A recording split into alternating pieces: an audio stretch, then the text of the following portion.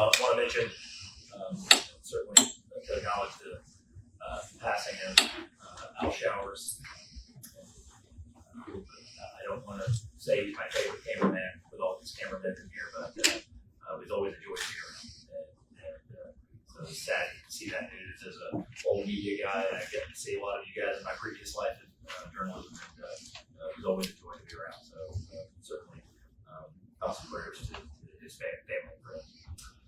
As far as city news goes, I've got a few updates for you. First, while I was in Washington, D.C. and in Tallahassee, I've had several meetings about American Creosote Works. We're engaged in conversations with the EPA mainly for the funding needed to complete phase one of the ACW site, the 18-acre site that has been deemed Superfund Site since 1982 and has had funding since 2021, as most projects do. When it doesn't get done in 2021, it means the costs go up. So we identified an $8.6 million delta for phase one, as well as a potential $60+ million delta for the thermal extraction of creosote in phase two. So quite a hill to climb to be able to get this done. What I can report back is we've had extremely positive conversations, and that's what I can say vaguely right now. But we feel very good, as good as we have ever felt in terms of our position. We have shared with the EPA and staff about the importance of this, the fact that this has been a Superfund site longer than I've been alive, and that it was just time to cut that red tape and get something done, and that they certainly have been receptive. This administration has been receptive to that and understands that. So more news to come, but I feel after our conversation, my last conversation was with about a dozen EPA staff members from Washington, D.C. So that in our business is typically a pretty good sign of support, and so more to come in the coming weeks. But we have been working extremely diligently on this. Our staff has been working diligently on this, and I would say we feel very optimistic about being able to gather up some of those funds and be able to get this project going. It will start, by the way, regardless of the additional funds needed. I know they will start scraping yards in July this summer down in the Sanders Beach area, those yards that have been designated. So those existing funds that have been in place for about 5 years still will be going to use. But again, we need significant more funding to make this happen, and so encouraged by that. Tonight, there's a meeting on the SunTrail from February 24th, 5:30 to 7:30 at the Sanger Theater, and our consultants from Atkins Realis and Escape will be on hand to answer questions about the proposal to connect the waterfront, downtown Pensacola, and the west side. So if you guys recall, there's two phases to the SunTrail. Phase one is from the 3 Mile Bridge, Chevy James, to the port, basically, and then phase two is the port to Bayou Chico. And so it's about 2.2 miles of unfunded portions of SunTrail, and the SunTrail is ultimately a mixed-use path for bicycling, for pedestrians, and we know how beautiful our waterfront is in the city of Pensacola.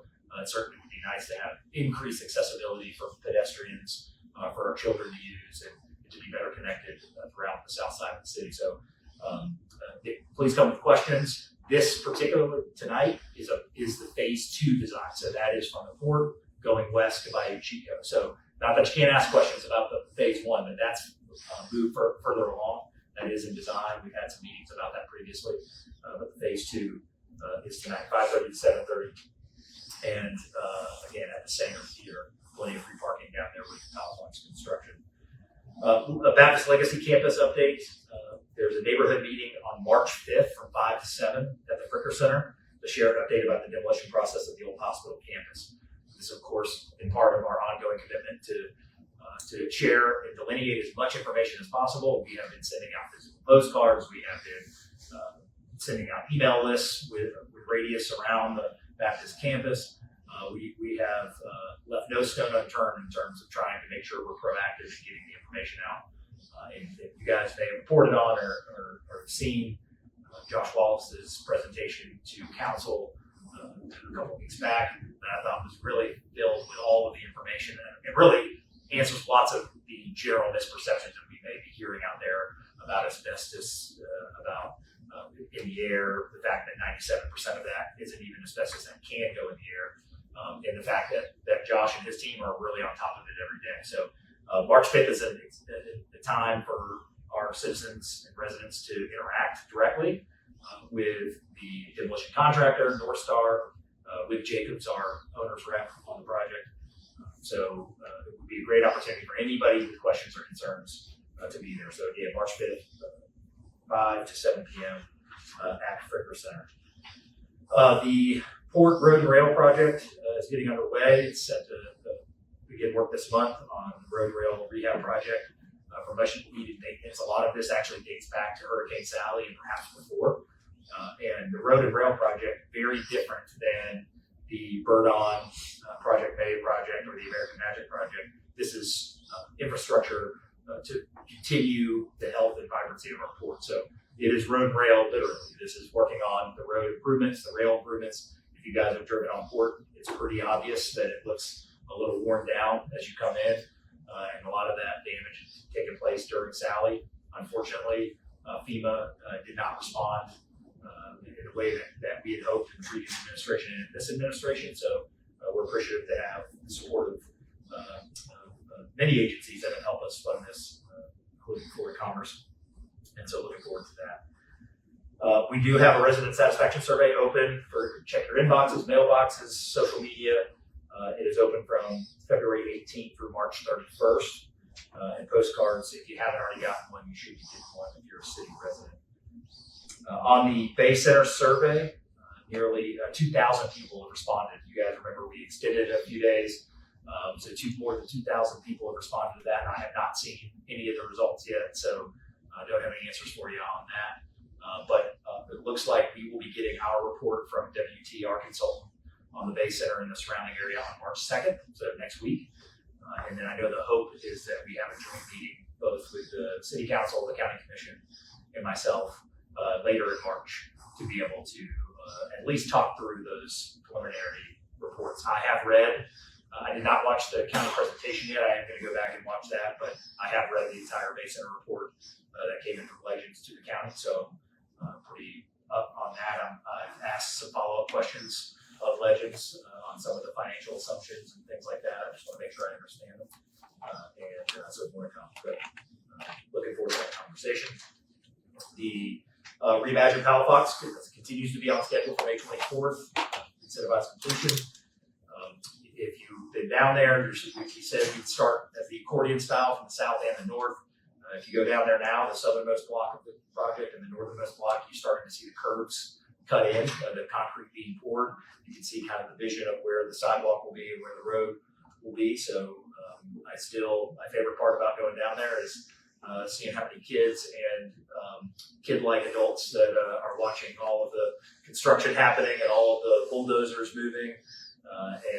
So it's become kind of a little bit of a theater out there at Palafox, which is a good thing. We like people going down there. We've run into a few folks that have actually gone down there just for that. And hopefully they're spending some money while they're down there too. But people have just been really interested in watching the construction on Palafox Street. So just letting you know that we continue to be on schedule. Since we are at the airport, certainly want to share that the terminal renovation is on target to start the ramp construction this summer, followed by the new security checkpoint this fall. So probably to the citizen more than anything, that's what they'll be seeing. That first interaction of construction happening will probably be more so in the fall, but we are getting going with the 5 new gates and the $100+ million project. So excited for that. Hangar 3 at ST Engineering, the project is continuing on time. The hangar doors are being built on site to be hung, and that's moving towards substantial completion, so looking good there. I want to give you some of the service announcements. I know we've had a flurry of them, good problem to have. We don't have only 1 or 2 to celebrate this month or this quarter. We've had several, thanks to our team here in the room. So a few of those new ones that are either starting or that have been announced. Frontier is flying to Orlando twice weekly. That started on February 13th, just a couple of weeks ago. Originally, I was going to tell you that Reeves was also going to Orlando twice a week, starting March 12th. They've actually, by July 2nd, moved to 5 times a week to Orlando. So very, very excited for that. To have that amount of direct service inter-Florida. Anybody who's grown up here knows how difficult that's been and how long those drives are. So many comments I can tell you from business leaders, community leaders, saying the connectivity in Florida is as important for the business that we do up here in Northwest Florida as anything. So excited to have that. And we have Contour going to Cape Girardeau, Missouri, twice a week. That starts May 6th. Breeze also, another step up in service, is going to be Fort Lauderdale twice weekly on May 7th. They just recently announced, was it today or yesterday? Just today, this morning, that they are going to go 6 times a week to Fort Lauderdale. So that will ultimately be pretty much almost daily service to Fort Lauderdale. That will start May 7th. So again, heavy service to Orlando, heavy service to Fort Lauderdale, thanks to Breeze.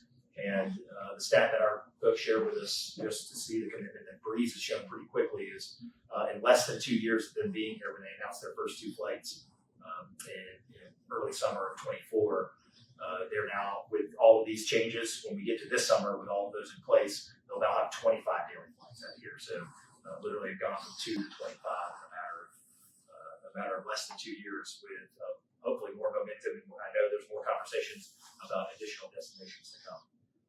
Southwest will be flying Baltimore direct once a week starting June 6th. I believe it's the first that I can recall BWI direct from here. Same, I don't know that we've ever had San Antonio direct. Breeze will be flying San Antonio twice weekly starting June 10th.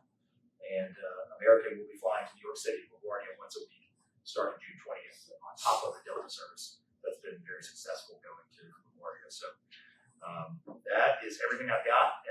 We do have our airport team here if you have any technical questions on the airport, and happy to take any questions that you might have.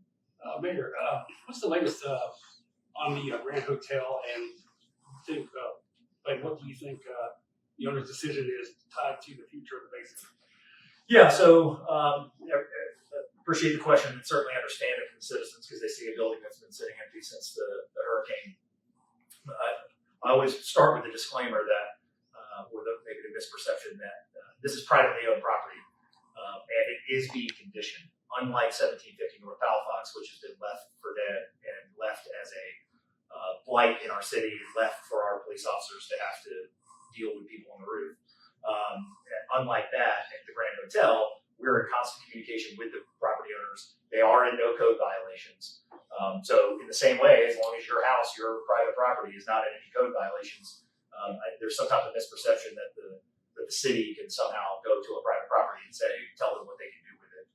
If it was out of code, yes. But we are in communication with them. They are motivated to sell it. What I hope for right now, and with all of these Bay Center conversations really stirring up, I expect that private investment will see that and see the momentum of, because I think it's a different conversation about the Grand Hotel purchase having nothing to do with the city or the county. But I would imagine that is going to be more palatable to a private developer that might look at it right now and say, man, this really doesn't pencil. But if you say there's going to be a $70 or $80 million renovation to the Bay Center, or a potential event center, or et cetera, that probably certainly is going to raise the eyebrows, I would imagine, in the private market. So I think that naturally, that's not our plan. I just think organically that's going to help foster some interest in that building. I have met with several potential buyers of that property since I've been there. I would say 3 or 4 to be exact, for anything from hotels to more unconventional uses. And my understanding, is the challenge of the building is it's a 40-year-old structure that's got lots of windows that need to be replaced. And I think the dilemma is, do you keep the tower? Not the train station, certainly the train station will stay with its historical significance, but do you keep the tower, or do you take the tower down and come back with a new tower that's maybe smaller, fits the business model? I'm no hotelier. You'd have to ask them what the financial models look like. But I think our best hope right now to get that back online is for this conversation for Bay Center to continue. And I think you'll start to see some folks interested. I will say one of the interesting stats out of the Bay Center study is they looked at how many hotel rooms are within 1 mile, 2 mile, 3 mile, 10 mile of the Bay Center. Well, I think the 10 miles that I'm going off memory is like 6,000 rooms, right? Because you've got the beach and 9 Mile Road and University Mall, all of that. I think there's only 579 rooms, if I remember correct, within 3 miles of the Bay Center. And as a matter of fact, either under construction right now or far along in planning, demolition of otherwise, there's 4 hotels going in the city, and that would be 584 rooms. So we're certainly proud of the city to say this is an investable city, and that will not only help the success of our community and our restaurants and our shops to have more people downtown and visiting us downtown, but that'll also be I think it's going to be big up to the Bay Center. It's just that many more rooms that are maybe walkable or pretty convenient to the Bay Center. So those for Tristan is under construction now. The Homewood Suites on Prairie is under construction now. The Tempo Hilton that's going in New World Landing. I just was texting with their representatives yesterday, just waiting on a final permit. And then, of course, the Hard Rock going in, which will be about 50 keys. And I believe they will break ground sometime this fall. So good news on that front. Not specific to the Grand Hotel, but to hotels downtown. We do have that. And part 2 of that question is you talked about simply the medical center building, Palafox, 3-story, has a roof collapse, and the old trailway station. Yeah, I don't have a fresh update on the trailway station. I know we were going through whatever legal proceedings we had, and both are definitely related in terms of code, but I would argue probably unrelated in terms of our intensity of concern. We know that the owners, we're just trying to find something that complies with code, and we don't want to run into these issues where we allow a trailway station where you allow something to be dilapidated, and then you say, well, it's dilapidated, so we can knock it down.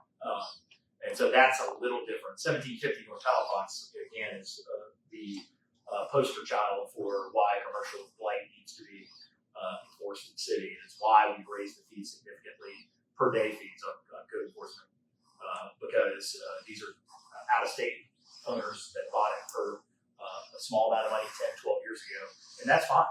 Listen, there are private property rights, understandably, like we talked about with Grand Hotel. There's private property rights here in Florida and here in Pensacola that we're going to respect. But there's nothing that seems very respectful about how that building's being maintained. And so it's certainly a disappointment. We're going to look at every avenue that we can. Obviously, you remember we tried to purchase it. We thought we had a deal, and they decided that we didn't. And so we're going to move ahead. But what we're not going to do is just sit idly by for another 10 years and say that this is going to be okay to be around our neighbors, around our neighborhoods, and be a financial strain on our taxpayers because we're having to go fix these things. Our code enforcement people are going out there, our police officers are going out there. So that's been a huge disappointment, and certainly our city attorney's office is tired of me asking them about what our next steps are. And there's going to calls for police out there for that building too. Correct. And I've looked at that. It's not that the volume's big, but but they're not easy calls to handle. It's a large building. When someone says something's happening in there, it isn't like walking in a single family home. It's all the way up on the roof, things like that. So it's not the volume of calls that's really been painful. It's the burden of those calls. That isn't a 10-minute thing. It's usually it takes a long time, and instead of somebody from our police department driving around your neighborhood, they're spending it chasing someone on the roof. And the safety of those officers is in danger. Of course, yeah, in a building that I would not consider safe. So anyway, I don't have any concrete action of what we're going to take, but we certainly want to be urgent in not allowing a building to sit like that.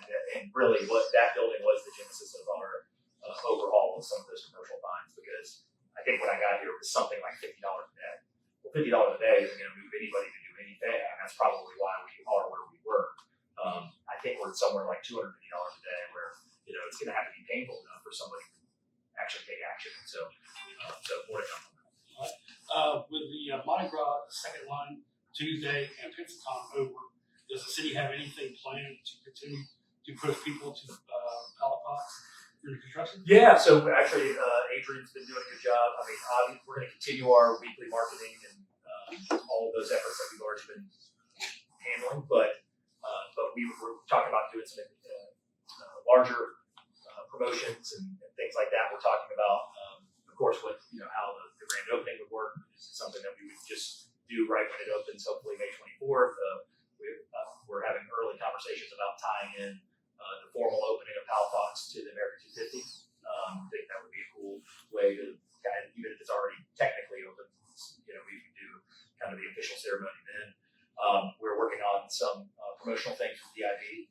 We actually were going to do one in March, but they already have one in March. So to your point, we're trying to kind of spread it out because we knew January there'd be lots of interest and excitement, but we want to make sure we maintain it for the life of the project. So not all details yet, but we will probably be doing something just on the city side, partnering with DIB to help foster some, maybe do kind of a shopping weekend like they do down there that has some incentives and things like that. We're looking at for the April timeframe to fill up that one as well. Mayor, just one more question while we're on the construction. How have your relationships and those conversations been with the business owners that were pretty passionate about not wanting the construction? Good. I mean, I think I would say, and again, it's anecdotal. I so often talk to every single person, but most of the feedback that we're getting is that sales have been good and in some cases up. And that's not a testament to me or our staff. That's a testament to our citizens seeing the need and supporting our local businesses. My previous life was dedicated to helping local businesses be successful.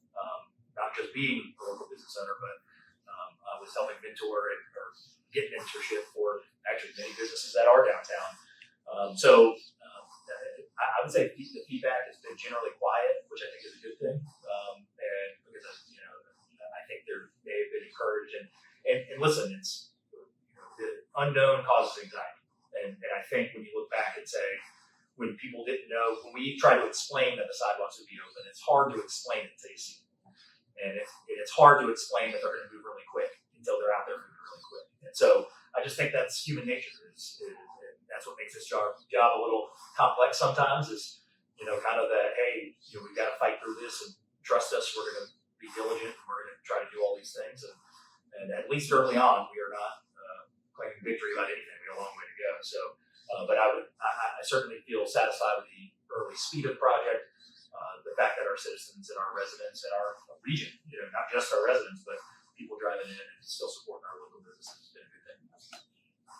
I have two more questions. Go ahead. The Fairnie Hill story has people talking about the historic town district and the form of protection of these structures. But as lawmakers for the city, why can't the city council institute the historic districts rather than relying on the citizens? Well, I think what it comes down to, and this is just a misunderstanding of how the law works on both sides. What we're really talking about philosophically here is private property rights. And what level of private property rights do you want to self-designate? So in North Hill, I believe the story goes, and I won't have it right, in North Hill, there's extra protections in North Hill. That was citizen-led. That was citizens going to their neighbors and saying, this is important for us to keep the character of our neighborhood. And this is way back when that took place. I can't speak for the council, obviously. And ultimately, ordinances rest with the council, so it's probably a better question for them. But what I'd tell you is, I think the success of any preservation the city has generally been citizen-led because it's going to be like everything. It's going to be, if you say, well, then we're going to start having these heavy preservation rules, if we're even allowed, if we're not preempted by state statute, if we're going to have these heavy preservation rules in East Hill, well, there's going to be half of people that say, well, what are you doing impeding on my private property rights? I can do what I want with my property. And so, it's not that easy. And so I think what's most important for our local residents to understand is there is very little autonomy right now currently, as I mentioned to you guys a couple weeks ago. Any perception that the city council or the mayor can just go to anybody's house and say you cannot knock it down is not only not factual, we are preempted by state statute to not allow it. So to the original question, what would the city council, you'd have to ask them, would I, as the administration, would I entertain a conversation about additional preservation in any specific neighborhood at any time? It doesn't have to be that we're knocking a house down that everyone's concerned about, or the private property owners doing that. But it's more so, I think these things need to be citizen-led because there's lots of people that live in East Hill. There's lots of people that live in East Pensacola Heights, wherever there would need to be this preservation. And I don't think it's the role of government necessarily to then come in and deem, authoritatively legislatively that every house now must lose property value potentially, not have as many buyers, because if someone wanted to knock it down, you wouldn't be able to. So there's just a give and take with everything. And I generally fall in the school of, I like preserving the character of our community. I generally do. So any efforts of that citizens can get behind, I'm open to that, certainly, if there's anything that the city needs. But I'm also for private property rights, and I don't think it's my role to come in and deem, my opinion about what someone should do with their house as, an authoritative one in any way. So I actually support some of the conversation that's been out there publicly about should there be a citizen-led conversation about these areas, and if that does happen, I'm certainly open to that in whatever few mechanisms that are available to the city or the city council. Last question. What is the status of the employees at the Fairnie Center that left this council on aging, shutting down meals there? Yeah, I think it's Cobb Center, but everything is as normal. I think we have worked out both on the administration side and with council on aging. What we're talking about here is not people not getting fed. We're talking about personality conflicts. So it's not high on our radar. Not feeding people in our communities is high on our radar. Dealing with personality dramas between two people that two sides of every story. I feel confident that we've moved past that. We found at least a temporary way to handle those personalities, and as we've said, people continue to do that. So, as far as the citizens concerned, if you're going to Cobb Center to get a meal, you can get that. And I think Council on Aging in the city have, we've got to do our work to make sure that we don't run into additional personality. One more question for me, just a little bit more on that back to Demolition. Police were moving through there on Thursday. Yeah. Just from your the administration side, is the timeline? So I know that further meeting's coming up, but just the latest you guys. Yeah, sure. It's still on track. Obviously, it's going to be throughout 2026, and we let the citizens know you won't see external demolition for a few more months. Still, this is still internal stuff happening. That and we certainly wanted to thank you for mentioning that. We wanted to make our citizens aware. We do it actually out here at the airport sometimes. Our fire department will, have to do a simulation, and then, God forbid, there was a plane on fire. I was like, we want to save our dispatch. The 50 phone calls driving around Summit saying there's a plane on fire. So we appreciate you guys getting the word out and letting the citizens know, hey, you see a lot of police cars down there. There's nothing to worry about. But yeah, demolition as a whole is completely on schedule. Again, our team's doing a great job of not only their day-to-day job to move it forward, but to try to keep everybody informed. So we'll have that meeting March 5th, and I certainly recommend obviously it's publicly available. Anybody who is just catching wind of this now that wants to learn more about it, that presentation in council a couple weeks ago from Josh Wallace was a fantastic synopsis to understand more than you'd ever want to know or even think the level of detail that you even think that would go into a project like this. So yeah, we're happy to hear that it's been rolling. Thank you.